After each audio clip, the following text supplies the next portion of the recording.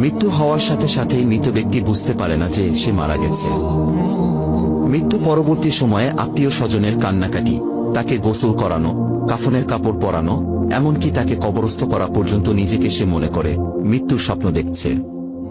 যখন তাকে মাটিতে শোয়ানো হচ্ছে তখনও তিনি স্বপ্নের ঘোরে থাকেন আর মনে করতে থাকেন এটি একটি স্বপ্ন। তারপরে সে চিৎকার করে, কিন্তু কেউ তার চিৎকার শুনে না।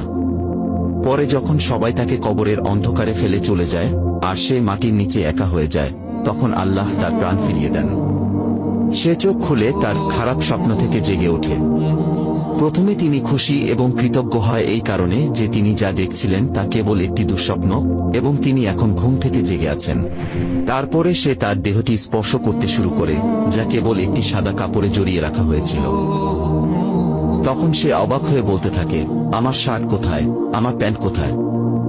এবং সে আরো অবাক হয়ে বলতে থাকে, আমি কোথায়, এই জায়গাটি কোথায়, সর্বত্র ময়লা মাটির গন্ধ কেন, আমি এখানে কি করছি? অতঃপর সে বুঝতে শুরু করে যে সে ভূগর্ভস্থ এবং তিনি যে অভিজ্ঞতা নিচ্ছেন তা স্বপ্ন নয়। এবং সে আরো বুঝতে পারে যে তিনি সত্যিই মারা গেছেন। তারপরেও তিনি যতটা সম্ভব উচ্চস্বরে চিৎকার করতে থাকেন এবং তার স্বজনদের ডাকতে থাকেন যারা তার উপকারে আসতে পারে, কিন্তু তাকে কেউ উত্তর দেয় না। অতঃপর সে মনে করে যে এই মুহূর্তে কেবলমাত্র আশা মহান আল্লাহর কাছে। আল্লাহর কাছে ক্ষমা প্রার্থনা করার সময় সে কেঁদে ও মিনতি করে বলতে থাকেন, হে আল্লাহ, আমাকে ক্ষমা করুন, আমাকে ক্ষমা করুন। তিনি একটি অবিশ্বাস্য ভয় নিয়ে চিৎকার করেন যা তার জীবদ্দশায় তিনি এর আগে কখনো অনুভব করেনি। যদি তিনি একজন ভালো ব্যক্তি হন তাহলে হাসি মুখে দুজন ফেরেশতা তাকে সান্ত্বনা দেওয়ার জন্য তাকে সর্বোত্তম সেবা করবেন। আর যদি সে খারাপ লোক হয় তবে দুজন ফেরেশতা তার ভয় আরো বাড়িয়ে দেবে এবং তাদের কুরুচিপূর্ণ কাজ অনুসারে তাকে নির্যাতন করবে। আমরা জীবনে বহুবার বোবায় ধরা স্বপ্ন দেখে থাকি।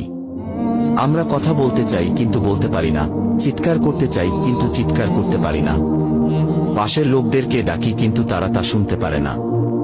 তখন ভয়ে দম বন্ধ হয়ে আসার অবস্থা হয়। এমন সময় কেউ হয়তো এসে ধাক্কা দিয়ে জাগিয়ে দেয়।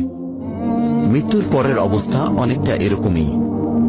মৃত ব্যক্তি সব দেখতে পারেন, আপনজনদের কান্নাকাটি, দাফন কাফনের আয়োজন সব দেখতে পারেন, কিন্তু সেই বোবায় ধরা স্বপ্নের মতো তিনি নিরুপায় হয়ে সব দেখতে থাকেন। মৃত্যুর শুরু থেকে তার জীবনে ঘটে যাওয়া সমস্ত ঘটনাগুলি তিনি দেখতে থাকেন ভয়ঙ্কর স্বপ্নের মতো। হে আল্লাহ, আমার সমস্ত গুনাহগুলো ও আমার মা বাবা, স্ত্রী, সন্তান এবং আমার পরিবার এবং বন্ধুবান্ধব সকলের গুনাহ ক্ষমা করুন। হে আল্লাহ, যতক্ষণ না আমি খাঁটি ঈমানদার বান্দা এবং আপনার সাথে দেখা করার জন্য প্রস্তুত না হই ততক্ষণ পর্যন্ত আমার জীবন গ্রহণ করবেন না। হে আল্লাহ, আমাদেরকে হেদায়েত করুন।